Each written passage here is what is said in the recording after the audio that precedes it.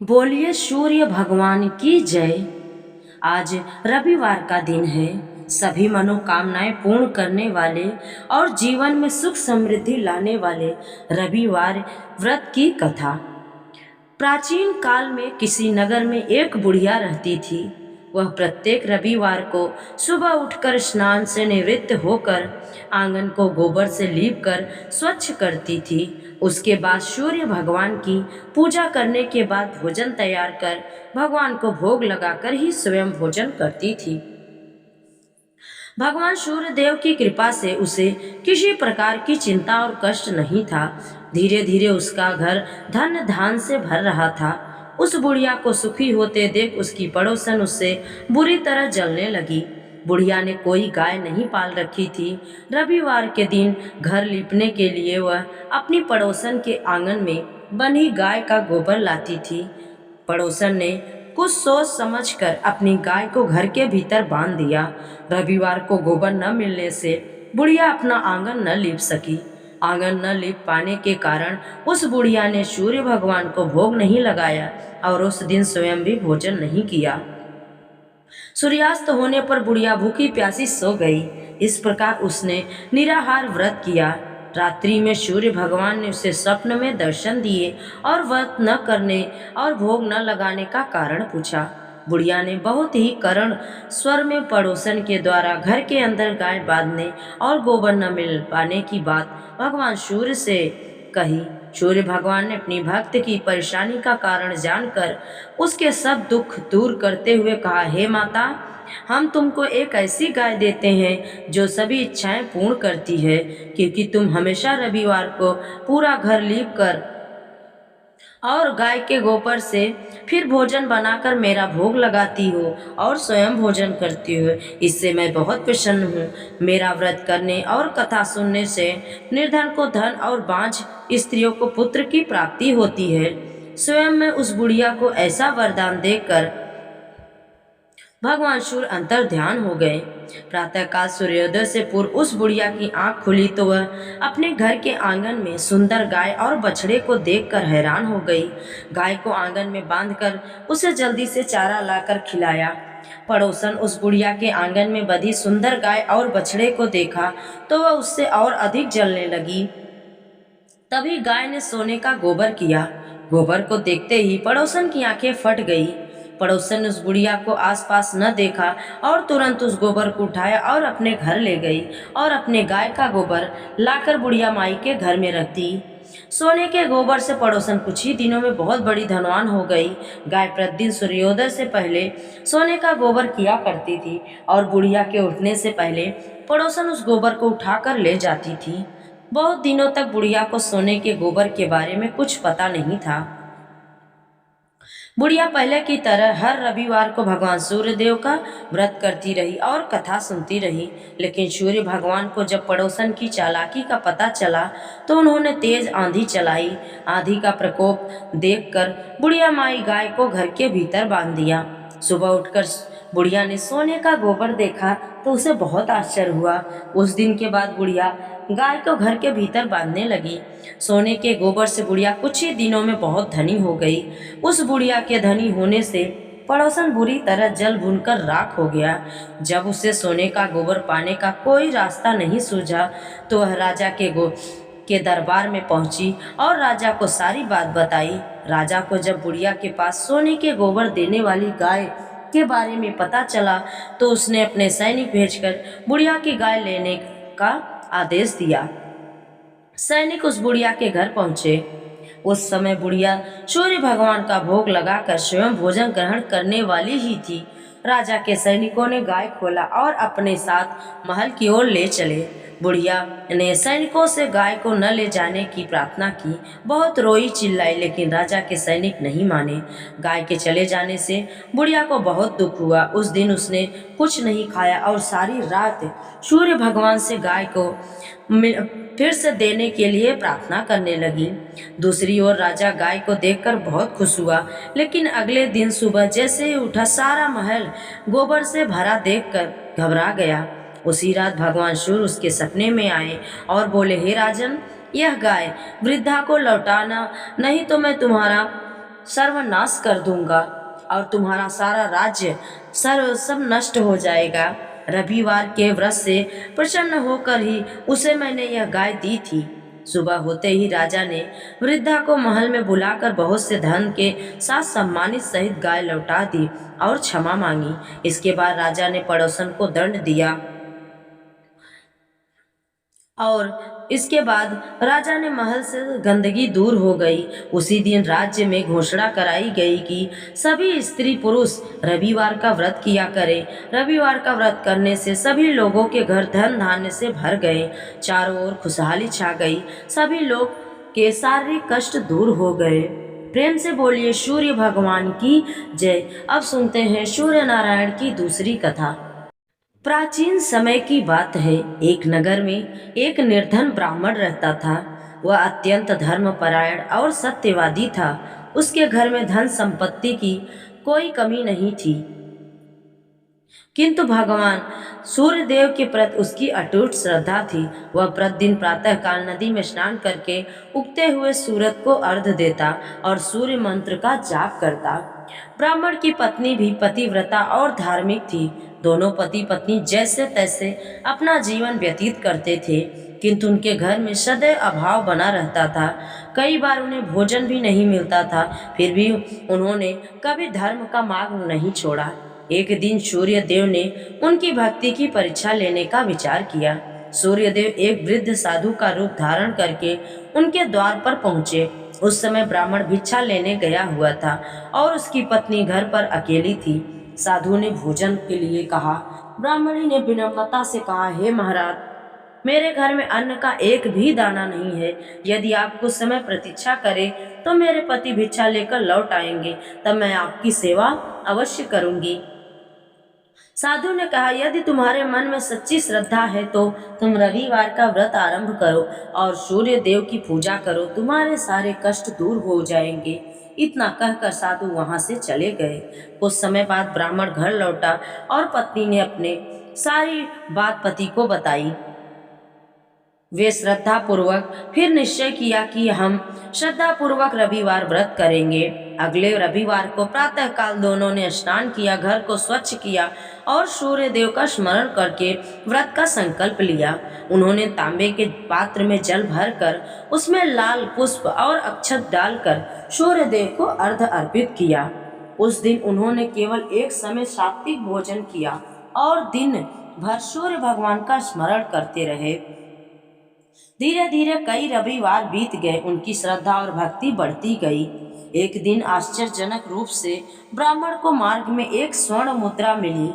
उसने उसे अपना न मानकर राजा के पास पहुंचाया। राजा उसकी ईमानदारी से अत्यंत प्रसन्न हुआ और उसे बहुत सा धन और सम्मान प्रदान किया। अब ब्राह्मण का जीवन सुधरने लगा। उनके घर में सुख समृद्धि आने लगी, किंतु उसने कभी अपने धर्म और व्रत को नहीं छोड़ा। कुछ वर्षों बाद वह नगर का सम्मानित व्यक्ति बन गया। दूर दूर से लोग उसकी प्रशंसा करने लगे। वह सभी को रविवार व्रत का महत्व बताता और सूर्य देव की महिमा सुनाता। एक बार नगर में भयंकर अकाल वर्षा पड़ा। खेत सूख गए और लोग भूख से व्याकुल होने लगे। तब ब्राह्मण ने नगर वासियों को एकत्र करके सूर्य देव की आराधना करने का आग्रह किया। सभी लोगों ने रविवार व्रत आरंभ किया और पूरे मन से सूर्य भगवान की पूजा की। सूर्य देव उनकी भक्ति से प्रसन्न हुए और शीघ्र ही आकाश में बादल छा गए। वर्षा होने लगी, खेत हरे भरे हो गए और नगर में फिर से खुशहाली लौट आई। तब सभी लोगों ने समझ लिया कि सच्चे मन से किया गया रविवार व्रत मनुष्य के जीवन में सुख, शांति और समृद्धि लाता है।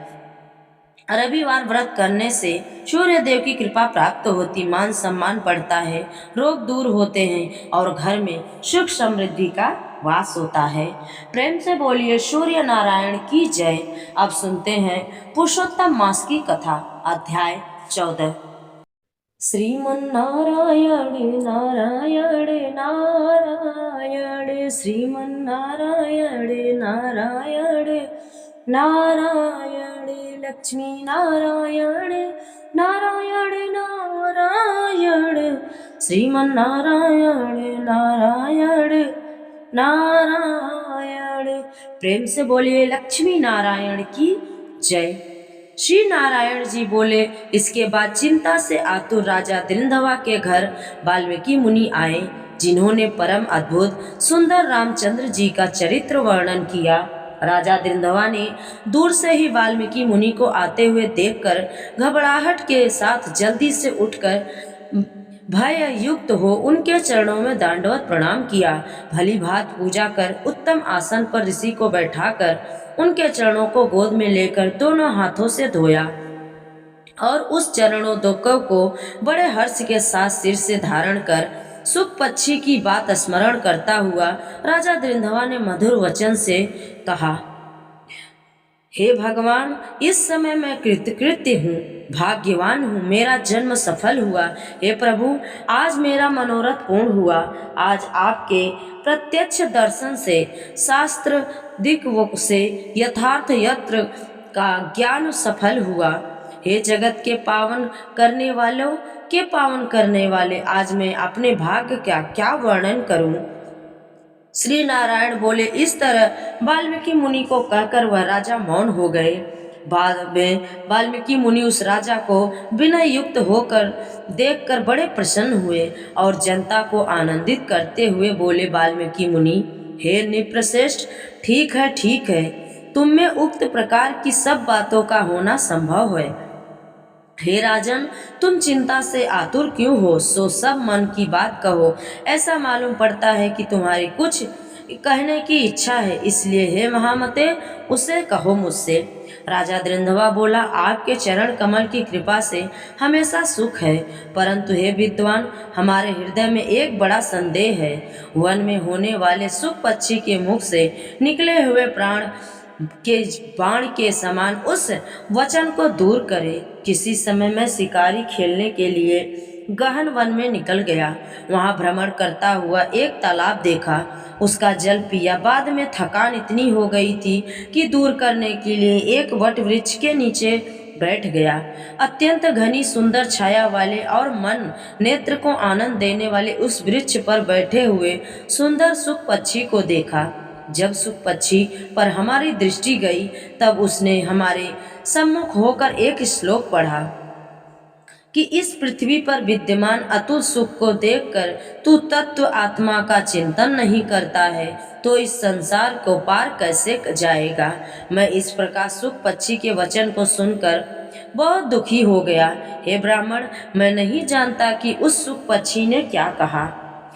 इसलिए हमारे हृदय को संदेह को दूर करने के योग्य हमारा राज्य सुख और सुंदर 4 पुत्र, सुंदर पतिव्रता स्त्री, हाथी, घोड़ा, रथ, सेना, हे ब्राह्मण, ये सब अतुल समृद्धि इस समय हमें किस पूर्ण से प्राप्त है, यह सब विचार कर संक्षेप में कहने का आप योग्य हैं। राजा दृंधवा के वचन को वाल्मीकि मुनि सुनकर प्राणायाम कर एक मुहूर्त तक ध्यान में मग्न हो हाथ में रखे हुए आंवले के फल के समान विश्व संसार के भूत भविष्य और जो वर्तमान विषय है उनको हृदय में समाधि के से बल से जानकर और निश्चय कर राजा से बोले, हे राजाओं में श्रेष्ठ, अपने पूर्व जन्म का चरित्र तुम सुनो। हे राजेंद्र, पूर्व जन्म में आप द्रविड़ देश में ताम्रपर्णी नदी के किनारे वास करने वाले सुखदेव नामक ब्राह्मण थे। धार्मिक सत्यवादी जो मिल जाए उतने ही में संतोष करने वाले, वेद अध्ययन में संपन्न, विष्णु भगवान में परायण रहा करते थे। आपने अग्निहोत्र यज्ञ के द्वारा भगवान हरि को प्रसन्न किया। इस प्रकार रहते हुए तुम्हारी गुणवती स्त्री थी, वह गौतम ऋषि की सुंदर कन्या गौतमी नाम से प्रसिद्ध शंकर की सेवा में तत्पर, पार्वती के समान तुम्हारी प्रेम से सेवा करती थी। गृहस्थ आश्रम धर्म में धर्म पूर्वक वास करते बहुत समय बीत गया, परंतु तुम्हें कोई संतान नहीं हुई। एक दिन अपने स्त्री से सेवित आसन पर बैठा हुआ दुखित ब्राह्मण गदगद स्वर से बोला, अई सुंदरी, संसार में पुत्र से बढ़कर दूसरा सुख नहीं है, और तपदान से उत्पन्न पूर्ण दूसरे लोक में सुख देने वाला होता है। शुद्ध वंश में होने वाली संतान इस लोक में परलोक में कल्याण करने वाली होती है। उस श्रेष्ठ पुत्र के न मिलने से मेरा जीवन निष्फल है। न तो मैंने पुत्र को प्यार किया और न वेद पढ़ने के लिए सोने से जगाया, न तो उसका विवाह किया, इसलिए मेरा जन्म व्यर्थ में चले गया। अभी मेरी मृत्यु हो, मेरे को आयुष्य प्रिय नहीं है। इस प्रकार अपने प्रिय पति का वचन सुनकर स्त्री गौतमी खिन्न मन से, दुखी मन से बाद धैर्य धारण करती हुई प्रिय वचन बोलने में चतुर प्रिय पति के प्रेम में मग्न वह स्त्री अपने पति को समझाने के लिए सुंदर वचन बोली। गौतमी बोली, हे प्राणेश्वर, अब इस तरह तुच्छ वचनों को ना कहिए। आपके समान गीता भगवत भक्त विद्वान लोग मोह को प्राप्त नहीं होते। हे विभो, आप सत्य धर्म में तत्पर रहने वाले हो, आपने स्वर्ग को जीत लिया है।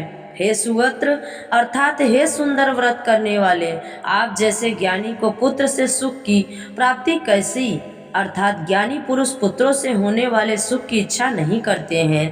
हे ब्राह्मण, आपने चित्रकेतु नामक राजा पुत्र शोक से संतप्त हुआ, तब नारद और अंगिरा ऋषि के आने पर पुत्र शोक से मुक्त हो संसार से उद्धार को प्राप्त हुआ।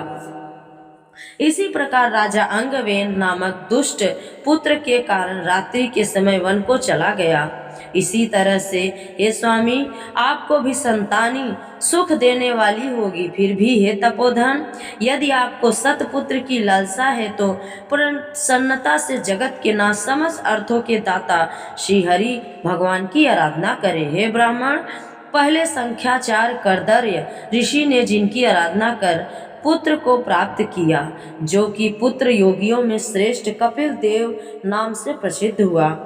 ब्राह्मण श्रेष्ठ इस प्रकार अपनी धर्म पत्नी के वचन सुनकर निश्चय कर उस अपनी गौतमी स्त्री के साथ ताम्रपर्णी नदी के तट पर गया। वहां जाकर उस पवित्र तीर्थ में स्नान कर अत्यंत श्रेष्ठ तप करता। 5 दिन के बाद सूखे पत्ते जल का आहार करता। इस प्रकार तप करते हुए तपोनिधि सुखदेव ब्राह्मण को 4000 वर्ष व्यतीत हो गए। हे ब्राह्मण, उसके इस तपस्या से तीनों लोग कांप उठे। भक्त वत्सल भगवान उस सुखदेव ब्राह्मण के अत्यंत उग्र तपस्या को देखकर जल्दी से गरुड़ पर सवार होकर प्रकट हुए। श्री नारायण बोले, नवीन मेघ के समान जगत की रक्षा करने में समर्थ 4 भुजा वाले प्रसन्न मुख मुरारी को देखकर सुखदेव शर्मा ब्राह्मण हर्ष के साथ मुकुंद भगवान को साष्टांग प्रणाम करता हुआ बोला। प्रेम से बोलिए पुरुषोत्तम भगवान की जय। तो ये रही आज की रविवार की व्रत कथा। आप सभी को कथा अच्छी लगे तो लाइक, शेयर और चैनल को सब्सक्राइब जरूर करें। आप सभी को पुरुषोत्तम मास की कथा अगर सुननी है तो आप हमारे चैनल को सब्सक्राइब कर सकते हैं और कथा को श्रवण कर सकते हैं। कमेंट में जय सूर्य नारायण जरूर लिखें। जय श्री हरि।